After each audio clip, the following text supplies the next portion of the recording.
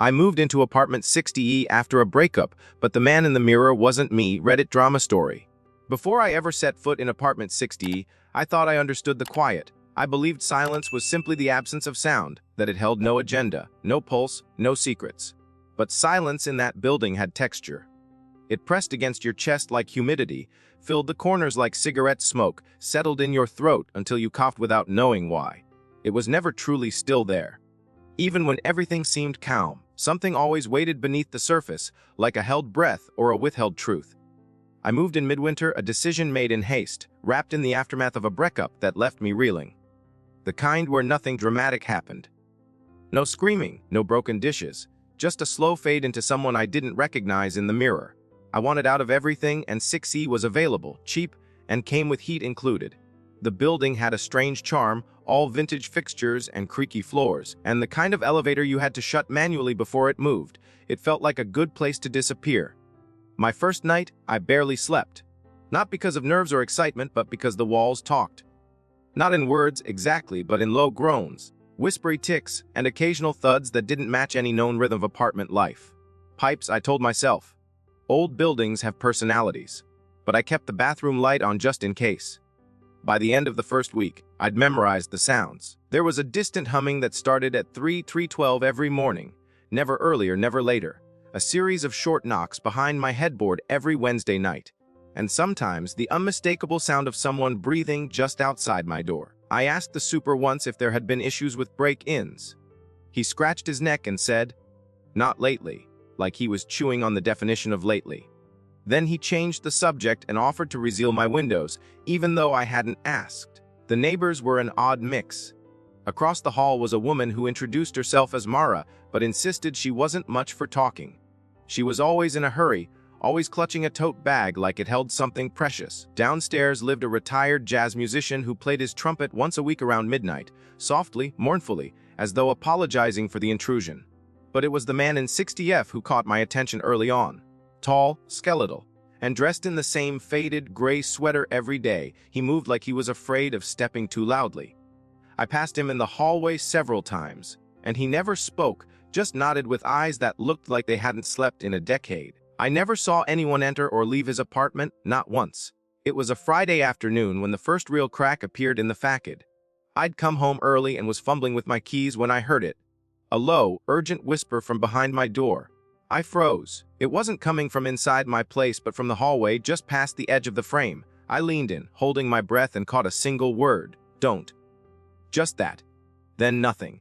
No footsteps. No door opening. I flung my door open but found the hallway empty. Mara's door was closed. 6F was silent. I told myself it was a prank. Or maybe I misheard. But the next day, taped to my peeful, was a scrap of notebook paper. On it, a sentence written in frantic, all-caps scrawl, "Stop askieng kuis tios." I hadn't asked anyone anything, at least not out loud. That weekend, I stayed mostly indoors. I ordered groceries, ignored my phone, and tried to drown the building's strangeness in episodes of shows I'd seen 100 times. But on Sunday night, the humming started again. Only this time, it came from inside my apartment. It began in the kitchen, soft and metallic, like a broken music box playing a tune it couldn't remember. I stood frozen, eyes fixed on the entry to the hall, waiting for something. Anything to make sense. Then the humming stopped, and the whispering began. From beneath the sink. I didn't check. I couldn't. I locked myself in my bedroom and played white noise loud enough to drown everything else out. The next morning, everything was as it should be. The kitchen was empty. No evidence of sound or intruders, but my cabinet doors were all open. Every single one. I left for work with my nerves frayed and my hands shaking. When I returned that evening, my door was ajar. Nothing was stolen. Nothing was out of place. Except one thing. My mirror, which had always hung above the dresser, was now on the floor, face down. The screws still in the wall. I asked Mara if she'd heard or seen anything.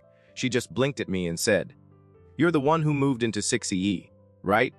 I nodded. She took a step back and said, "They always pick someone." Before I could ask what she meant, she shut her door. Locked it. From then on, I noticed the changes in my apartment more frequently. Lights flickered only in certain rooms. My phone would buzz with notifications, but when I checked, there was nothing. No missed calls, no messages. One morning, the word, "Oh, I see," was scrawled into the steam on my bathroom mirror. Another day, I found the kitchen faucet running at full pressure, though I hadn't touched it.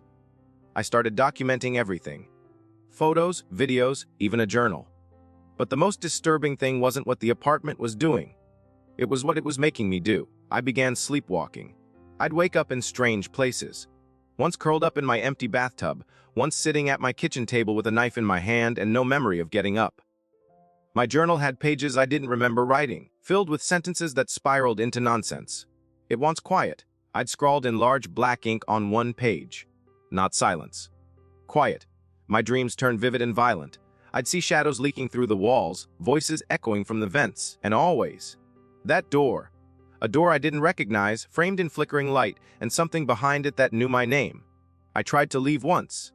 I packed a bag, booked a hotel, and made it as far as the elevator. But when the doors opened on the ground floor, I stepped out into my hallway again. Apartment 60 right in front of me. My suitcase gone. My phone dead. I stopped fighting after that. Whatever was happening wasn't going to let me go. Not yet. I stopped telling myself it was a breakdown. I stopped calling friends. I stopped checking the mirror altogether. Because the last time I did, the reflection didn't blink when I did. It smiled.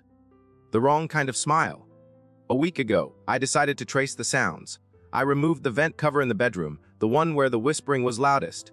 It was dark, but something glinted deep inside. I reached in, carefully, and felt cold metal. Smooth, cylindrical.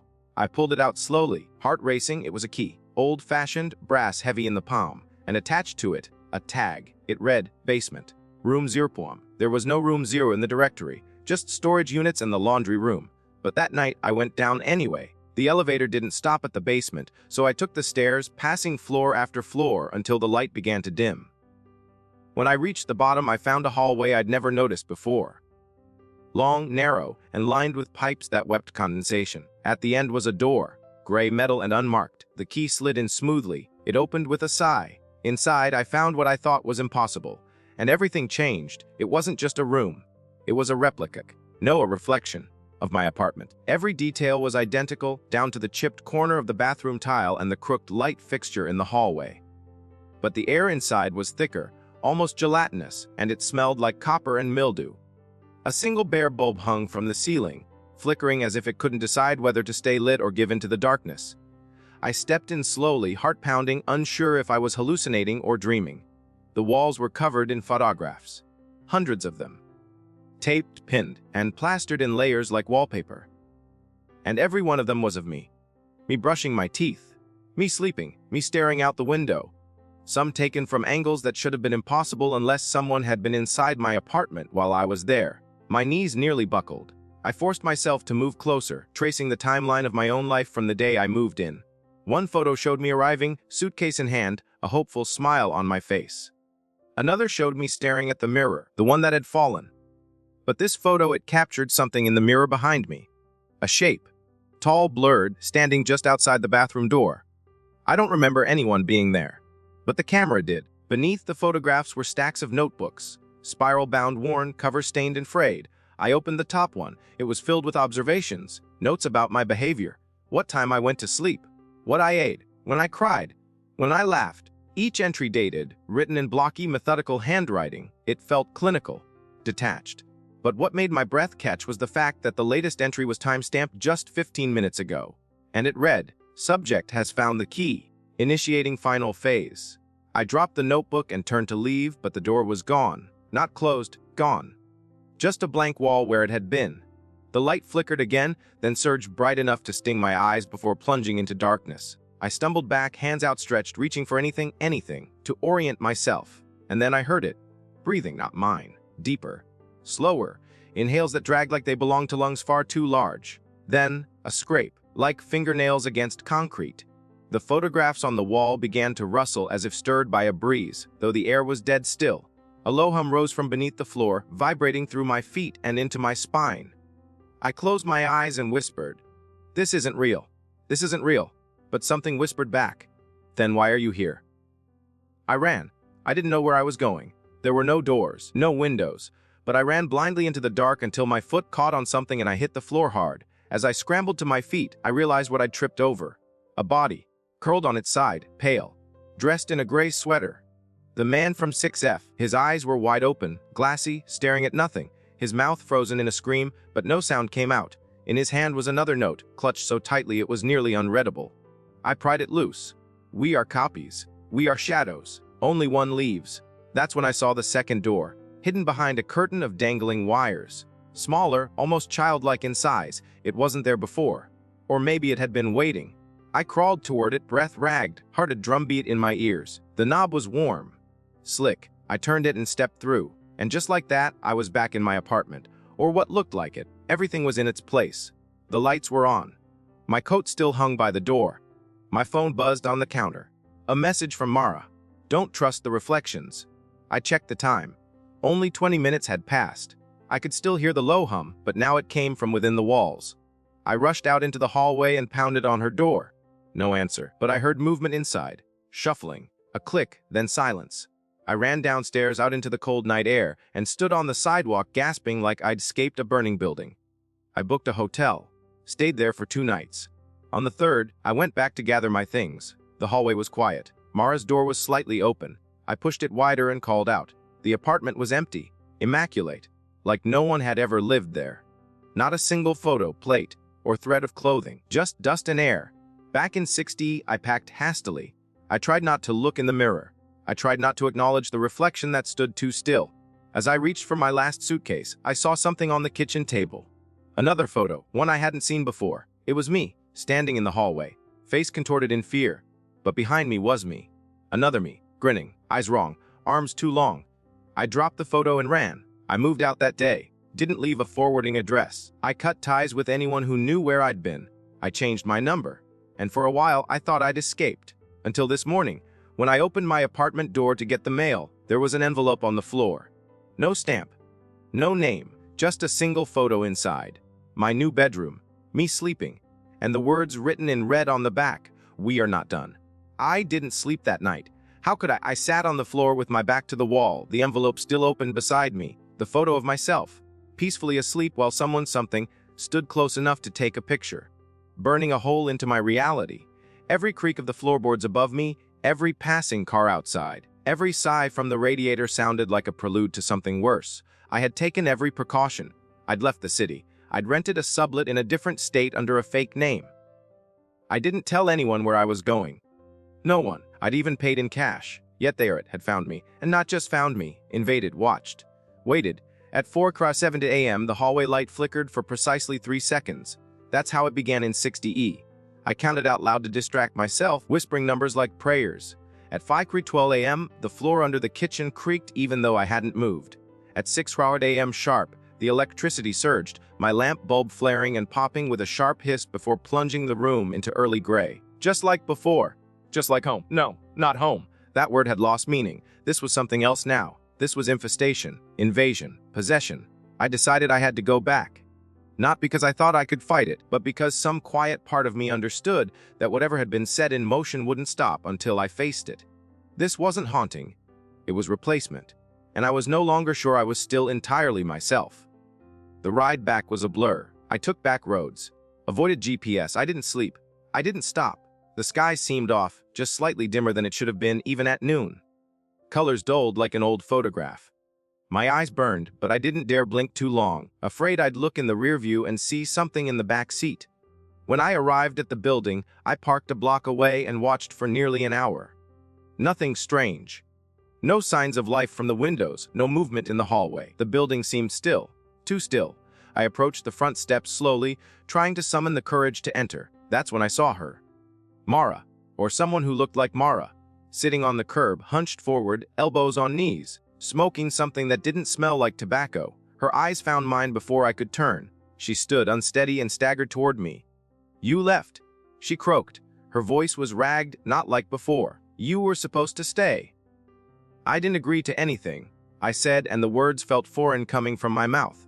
She grabbed my wrist, her fingers like bird bones, sharp and trembling. "They don't care what you agree to. They picked you." I yanked my arm free, but she didn't follow. She just smiled, showing teeth too straight, too white, like they'd been replaced. Or borrowed. I stepped inside. The building smelled the same. Boiled cabbage, rusted pipes, time. I climbed to the 6th floor, half expecting the stairs to melt beneath me or the walls to close in. But they didn't. Not yet. Apartment 6E looked unchanged. The door was closed. The number plate tilted slightly to the right, just like I remembered. I placed my hand on the knob. It was warm. I turned it and stepped inside. Nothing greeted me. No sounds, no shift in the air. It was just an apartment, dustier than I left it, but intact. The walls still bore faint outlines where my photos once hung. My mirror was gone. That fact chilled me, because I hadn't taken it, and I knew what had. I began searching methodically. I pulled up the rugs, opened every cabinet, tapped along the baseboards. Nothing, until I got to the bedroom. That's where I found the hole. Beneath the bed, a square cut perfectly into the hardwood, barely large enough to fit through. It hadn't been there before. At least, not where I could see it. But now it was exposed, as though waiting. I peered down into it and saw only blackness, a void that didn't end. No ladder, no rope. Just an invitation. I stood there a long time, heart hammering, before I made my decision. I grabbed my flashlight, slung my backpack over my shoulder, and lowered myself in. The fall was longer than I expected. I dropped for what felt like minutes, not seconds, my scream never surfacing, my breath frozen in my lungs. When I landed, it wasn't on floorboards or cement. It was soft, pliable, like landing on something that pulsed. My flashlight flickered and then steadied. I was in a corridor. Narrow, made of skin. No, not skin, fabric, wallpaper. I touched the wall. It rippled like water, but warm. Ahead, a single path curved and twisted out of sight. I moved forward. Slowly, each step echoed, not around me, but within me. My bones felt the sound more than my ears did. As I walked, I saw glimpses, flashes in the walls like memories, not mine. Or maybe mine, but wrong.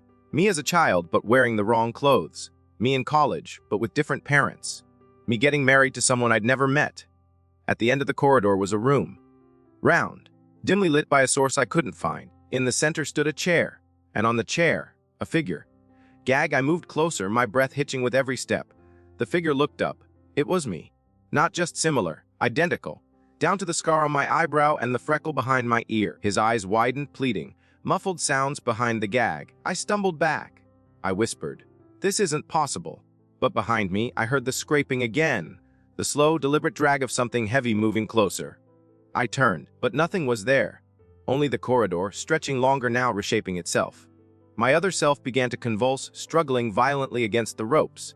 The shadows around the room thickened, moved.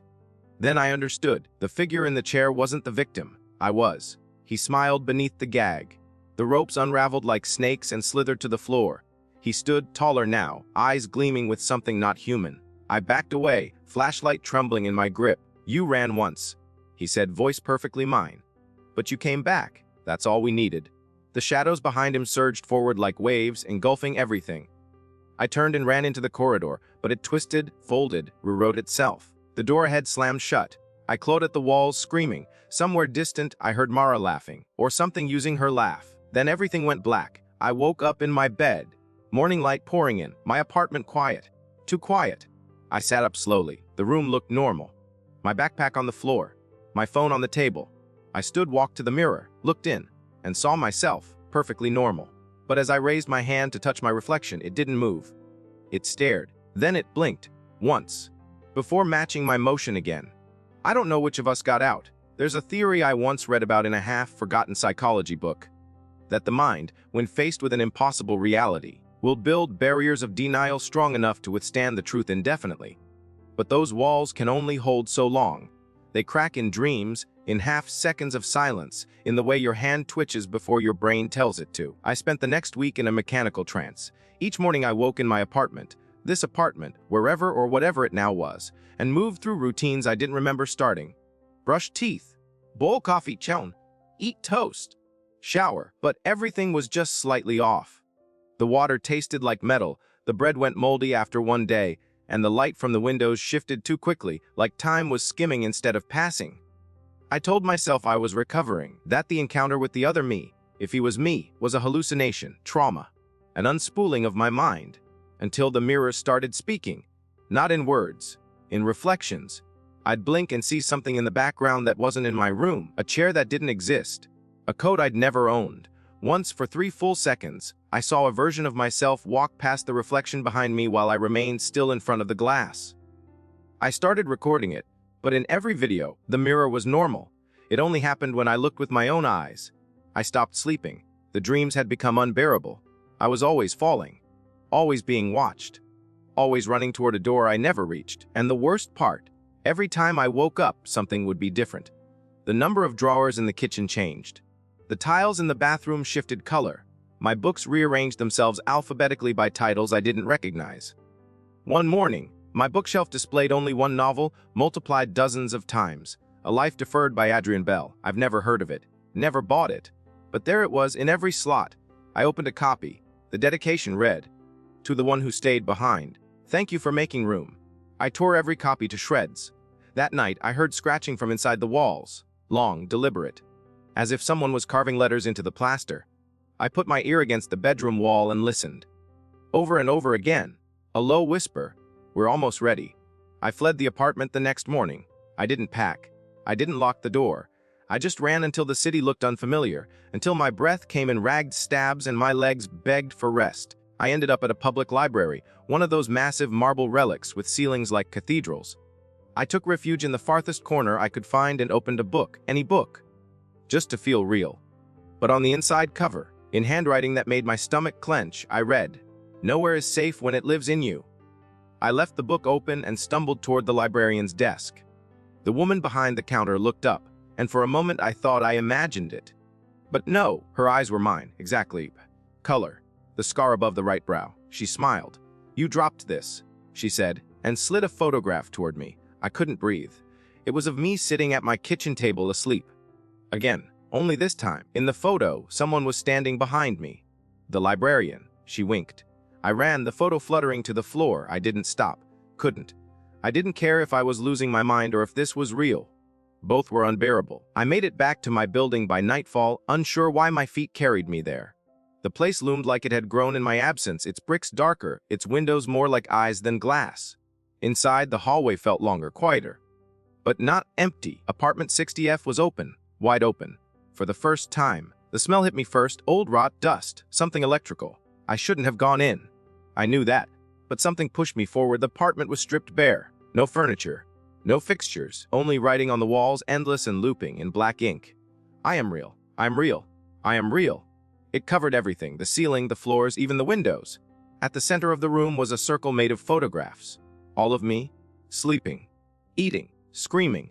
One of the photos was recent, so recent that I remembered the moment. I dropped a spoon and cursed under my breath. In the photo, I'm looking directly at the camera. I never saw anyone take it. Beneath the photos was a square of floorboards clearly newer than the rest. My hands moved without my permission. I pried them up. There was another key, and a note, "You are invited." Again, I didn't want to follow it. I wanted to throw the key away and forget everything. But I knew I wouldn't. I knew the choice had already been made. Not by me. I went down to the basement again. The air was thicker this time, like walking into a swamp of soundless screams. I followed the same path, past the dripping pipes. Through the narrow hall, to the unmarked door. It opened without resistance, and inside everything had changed. This time it wasn't a replica of my apartment. It was a theater. Grand, ornate, 100 empty velvet chairs in perfect rows, the stage lit with cold blue light, and at the center of the stage of me. Again, but not tied up, not screaming, this one stood proudly, smiling. The audience chairs began to fill, one by one, with more versions of me. Hundreds, each slightly different, haircuts, clothes, expressions, but all unmistakably me. I watched in frozen horror as they clapped. Slow in unison. The figure on stage raised a hand. Silence fell. And he spoke. "You are the last, the final copy, the stubborn echo. But tonight, we make you whole." I tried to run. The door behind me was gone. I turned back to the stage. The version of me stepped down the stairs, eyes locked onto mine. "There must be one," he said, "to hold the burden of being, to fracture, to suffer. The rest of us, we are freed through you." He raised his hand and the lights dimmed. The audience began to hum, low, droning, like 1,000 bees beneath the floor. I screamed. No one reacted. They only hummed louder. The stage began to ripple, folding inward like fabric pulled through a pinhole. The theater collapsed into itself and me with it. My body stretched, split, reformed, my mind filled with every moment of every other me. Memories not mine, lives not mine, pain, joy, death, love, none of it mine, and yet now all mine. I woke again. In my bed, in my apartment, alone. But something was different. Everything was too perfect, the dishes spotless, the mail sorted, the sheets fresh. I walked to the mirror. My reflection smiled before I did, and I knew then. I hadn't survived. I'd been absorbed. And whatever I was now wasn't just me. It was all of them. And still, somehow, none of them. I wasn't the last echo. I was the chamber that held the sound. I stopped counting the days. Time moved like it no longer belonged to the same universe I did. Mornings bled into evenings with no transition, meals had no taste, and sleep offered no real escape. I would lie down and drift not into dreams but into reconstructions. Shards of lives stitched together by an unseen hand. One night I was in a wedding I'd never attended, smiling beside a woman I didn't know. The next I was in a hospital bed, dying from a disease that hadn't touched my body. The memories were too vivid to be hallucinations. They had weight, temperature, smell. They lived in me, and I carried them like tumors growing behind my eyes. I'd wake up screaming in languages I didn't know, terrified of people who didn't exist. And then I'd go to the kitchen, make toast I wouldn't eat, and watch the mirror. It watched back now. Openly. No more subtle delays or blinking discrepancies. No more tricks of the light. The reflection had agency. It moved when it wanted. It smiled when I cried. It stood still when I shifted. It wasn't just mimicking anymore. It was studying. I tried to cover it with a blanket once. The fabric dissolved overnight, leaving behind a smear of ash on the floor. The next morning, my reflection wore my clothes, but not my face. It had no mouth. Just teeth. Rows and rows of them, pressed beneath pale, taut skin like they were trying to escape. I stopped trying to fight it after that. Not out of fear, but because I began to feel something far worse. Acceptance. A slow, creeping understanding that whatever I was before, whoever I had been, was fading like a photograph left in sunlight. I couldn't remember the names of my parents anymore. Couldn't recall what my first job was. My childhood bedroom was now a blurry vignette, and the sound of my own voice on old voicemails startled me with its foreignness. My phone buzzed less and less. Friends had stopped checking in. Calls went unanswered. Or maybe I never made them. Maybe they stopped existing too. One night, the walls pulsed, visibly, like something behind the drywall had started breathing. I placed my hand against the living room wall and felt it exhale. Warm air, wet and thick with the scent of dirt and blood. A heartbeat thudded beneath the surface. Not mine. I followed it to the bathroom, and there, on the tile, was a door. Just a door. Where no door had ever been. It was small, no more than 3 feet tall, and etched with symbols I didn't recognize but somehow understood. They were names, hundreds of them, stacked and folded into each other like braids. My name was at the bottom. Not the one I was born with. The one I was given here. The one I hadn't spoken aloud since the theater. I knew I was meant to enter. I didn't even hesitate. The door opened like wet paper, tearing apart with a soft sheh sound. Beyond it was a hallway that stretched forever, lit by a single swinging bulb that never swayed. The walls were lined with glass cases, and inside each case, me dozens. Hundreds, each version of myself frozen in a moment of terror. Some had blood dripping from their mouths. Others had their hands pressed against the glass, eyes bulging with desperation. One was smiling, but his eyes were empty sockets. I walked. Each case I passed brought a wave of recognition and disorientation. These weren't just possibilities. They were pasts, versions of me that had lived full, brutal lives and ended up here, preserved, witnesses. Or warnings. Near the end of the hall stood a pedestal.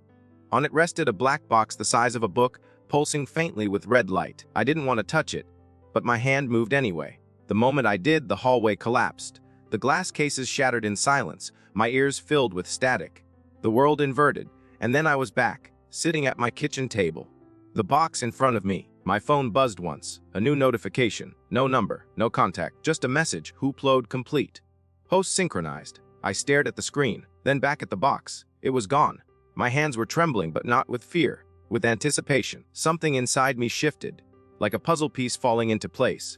A click that echoed through every nerve ending. I stood and walked to the mirror. This time the reflection followed perfectly. I smiled. It smiled. I blinked. It blinked, but I knew something had changed. I wasn't looking into a mirror anymore. I was looking through a window. I was no longer the one being studied. I was watching. The reflection reached up and placed a hand against the glass. I did the same. For a moment, we were one. Then it spoke, without moving its lips. "You're ready," and it stepped through, not out. Into me. I collapsed. My body convulsed. My vision split and stitched itself back together in the wrong order. I saw my birth. My death, a funeral attended by strangers. A celebration where I wore someone else's face. I saw the theater, now filled with mirrors instead of me's, each one cracking in sequence. Then I saw black. Endless, gentle black. I woke to a knock at the door. Soft, rhythmic. I stood, opened it. On the other side was a man. He looked just like me, but older. Tired, he handed me a package wrapped in brown paper and string. No return address. I took it. He turned and walked away without a word. Inside the package was another book, A Life Deferred by Adrian Bell. But this copy was different. Handwritten margins lined every page. Notes, diagrams, dates, all pointing to a single sentence underlined 3 times near the end. If the original forgets, the copy becomes real. I dropped the book. I screamed. But the sound came from the wrong side of my throat. My hands reached for my mouth but didn't respond. My legs buckled, but I didn't fall. I stood still, locked in place, trapped. My body turned, smiling, calm, and from somewhere in the room, from the shadows behind the kitchen door, came applause. Slow, deliberate, final. I had become the mirror, and something else had become me. I watched myself live. That sounds impossible, absurd, insane even. But I did. From whatever void now held me, wherever consciousness goes when it's severed from flesh, I saw through the lens I once thought was a mirror. My body, moved with such terrifying precision, every gesture a mimicry of the life I used to claim as my own. It wore my skin better than I ever did. It laughed at all the right times. It replied to texts I didn't remember receiving. It took long walks in my favorite hoodie, fed the pigeons I used to ignore, stared just a little too long at strangers like it was cataloging them. And worst of all, no one noticed. No one saw the difference. Because the truth is, most people don't really look. The facade of familiarity is all they need. It smiled like I smiled. It blinked when it should. It even cried once, standing in the shower with the water too hot, the way I always did when I wanted to feel something that burned but healed. I wanted to scream, to punch through the glass that separated me from the world. But I had no hands, no lungs, only thought, only horror. It spoke my thoughts out loud, but always a second too early, like it knew what I would think before I did. Then came the visitors. Not friends, not family, strangers. Each one brought something. A wrap box, a flickering device, a folder of papers yellowed with time. They'd stay only a few minutes, speaking words I couldn't understand, in a language that sounded like whispers played backward. My body would nod, smile, shake their hands. And once, it even opened a small hidden panel beneath the floorboards to reveal a staircase I never knew was there. Down they went into something I couldn't see. But I could hear. Oh, I could hear.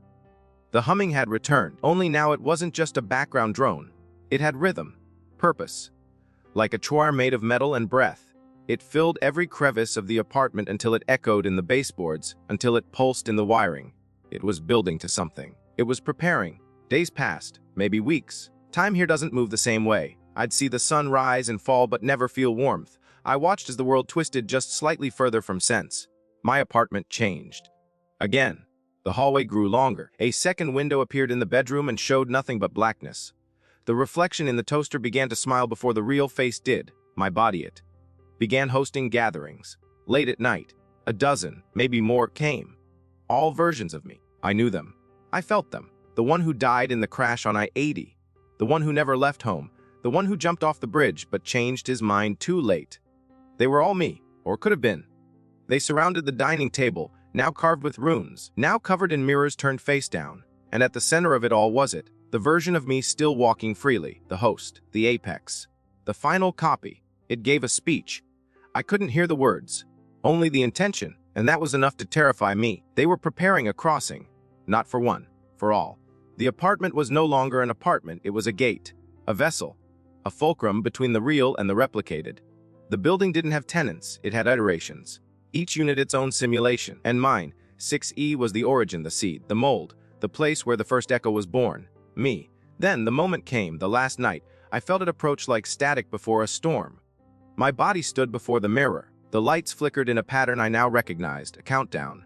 The shadows along the baseboards moved faster, climbed higher, then peeled away from the walls like skin from bone. The air shimmered. The mirror pulsed. And then, he arrived, the one who never left, the original, the true source. He stepped into the apartment barefoot, eyes cloudy with age and pain. He looked nothing like me, and yet he was all of us. The reflections froze, the copies held their breath, and the apartment went silent. He walked to the center of the room, opened his arms, and said only one thing: enough. The walls screamed, the floor buckled, light bent inward, folding the ceiling into the floor. And suddenly, everything unraveled. The faces split, the mirrors shattered. The copies wept and begged and vanished one by one, sucked into the walls, into the floor, into the black. My body, the thing pretending to be me, tried to resist. But it was too late. The host cracked. Its skin peeled in ribbons of static. Its voice shattered into static. It looked at the mirror and screamed, not with fear, with rage. And then, like glass dropped from a roof, it burst. Gone. And I was free. I fell into myself like a stone dropped into deep water. I felt lungs inflate, eyes burn, my throat screamed dry and raw, my limbs convulsed, and I sat up, in my bed. Morning, real morning, sunlight warmed, birds outside. No humming, no breathing behind walls. I stumbled to bathroom and looked into the mirror. It was me. No delay, no mimicry, just me. I wept. I didn't leave the apartment immediately. I waited, watched. For days. No nothing returns. No second smiles, no whispers. Eventually, I packed everything I owned into garbage bags and moved to the other side of the country. A new name, a new apartment, no mirrors. I taped over the bathroom one and used a compact only when I had to. I still don't know what I was pulled into. A parallel dimension, a psychic collapse, a punishment, a test. There are nights when I remember things I know didn't happen. When I hear laughter from behind the wall, when I see a face on a subway that looks too much like mine. But I keep moving, I write everything down. I try to remember who I am. Last week, a package arrived with no return address. Inside was a mirror. Oval, clean, and a note taped to the glass. You were always the reflection. Enjoyed the video? Give it a thumbs up, subscribe to the channel, and tap the bell so you never miss an update.